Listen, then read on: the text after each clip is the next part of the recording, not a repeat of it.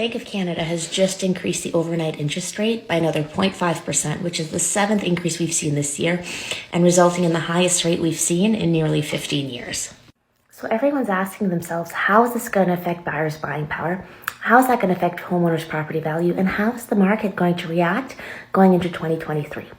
So keep in mind that in October, the inflation rate remained at 6.9%, which is significantly greater than the 2% that the Bank of Canada is shooting for. So what that means is that goods and services are becoming much more expensive, much faster than we'd like. So to offset that, the bank is making things more expensive. So we spend less, we buy less, and things should become more affordable over time.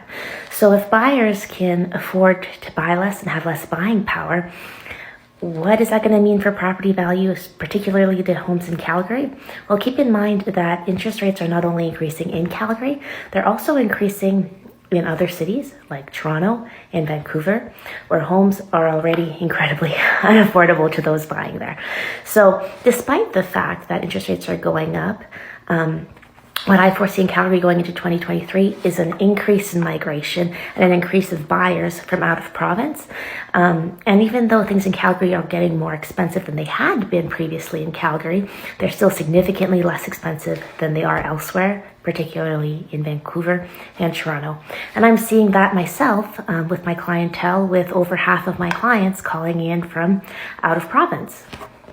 And there's countless examples that are on the internet that show the effect of the increased mortgage rates to people who opted to go with variable interest rates. So as interest rates go up, immediately they feel that pain. So on a home of $748,000, the hike between January to today would result in a $16,000, $980 increase yearly on what you're paying on the mortgage, which is a lot more than many people can afford. And what's that going to result in? People selling their homes. So what I foresee is people who are in overpriced homes, particularly in very overpriced cities, will likely sell those homes and migrate to places where homes are more affordable. And currently, with active listings being 18% fewer than what we had in December last year, there's literally very few homes that are available for qualified buyers.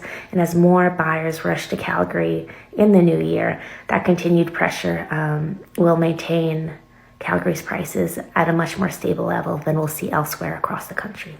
So if you're interested in purchasing a home or maybe selling or just chatting about how the market is trending, let's chat.